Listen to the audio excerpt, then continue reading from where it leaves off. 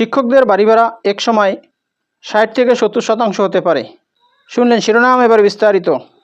দি daily campus ১৬ই October এরকম একটি শিরোনাম করেছে। এ সম্বন্ধে আমি বিস্তারিত আলোচনা করছি। শিক্ষা মন্ত্রণালয়ের সঙ্গে আলোচনা ছাড়াই অর্থ মন্ত্রণালয় ৫০০ টাকা নির্ধারণ করে কিনা জানতে চাইলে শিক্ষা সচিব রেহানা পারভিন বলেছেন, উপদেষ্টার সঙ্গে আলোচনা করে ডিও লেটার পাঠানো হয়েছিল। এমপিওভুক্ত শিক্ষকদের সঙ্গেও আলোচনা হয়েছে। তাদের দাবি ছিল বাড়ি ভাড়াটা যেন শতাংশ ভিত্তিতে হয়। এরপর আমরা এমন অনুরোধ জানিয়ে অর্থ মন্ত্রণালয়ে চিঠি দিয়েছি। শিক্ষা মন্ত্রণালয়ের সংবাদ সম্মেলনে সাংবাদিকদের প্রশ্নের জবাব দেন সচিব। তিনি বলেন, বাজেটের মধ্যে যতটুকু সম্ভব চেষ্টা করেছি। তাদের পক্ষ থেকে সংবেদনশীলতা আসছে, শতাংশে আসাটাও একটা বড় অগ্রগতি। এটা একসময় ৬০ থেকে ৭০% হতে পারে। জাতীয় বেতন স্কেলও বাড়বে। শিক্ষা খাতের সংস্কারের প্রভাব দেখার জন্য হয়তো আরেকটু অপেক্ষা করতে হবে। সচিব আরও বলেন, ৫০০ টাকা বৃদ্ধির প্রজ্ঞাপন হয়েছে, তার আগেই শতাংশের চিঠি পাঠিয়েছিলাম।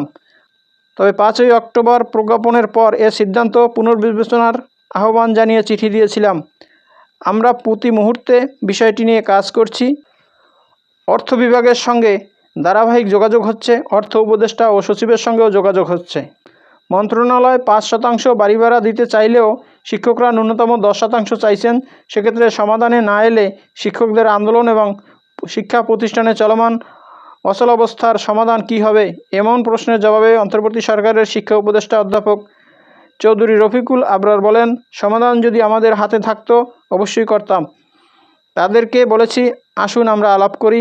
উপদেষ্টা তিনি বলেন, সমস্যা আমরা অবশ্যই সমাধান করব। আমরা সবচেয়ে বড় সীমাবদ্ধতা বাজেট, এবং তখনও আলোচনা হয়েছে। যতবারই তারা আসতে চেয়েছেন ততবারই তাদের জন্য দ্বার উন্মুক্ত ছিল।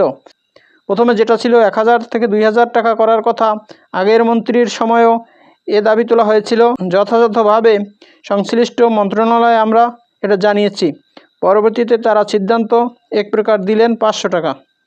শুনলেন শিক্ষকদের বাড়ি ভাড়া একসময় ৬০ থেকে ৭০% হতে পারে। এ সম্বন্ধে বিস্তারিত। এরকম আপডেট ভিডিও পেতে চাইলে আমার চ্যানেলটি সাবস্ক্রাইব করে রাখুন এবং ভিডিওটি শেয়ার দিয়ে অন্যদের দেখার সুযোগ করে দিন। তো ভালো থাকুন, সুস্থ থাকুন। আবার কথা হবে নতুন কোনো ভিডিওতে। সে পর্যন্ত শুভকামনা রইল। আসসালামু আলাইকুম।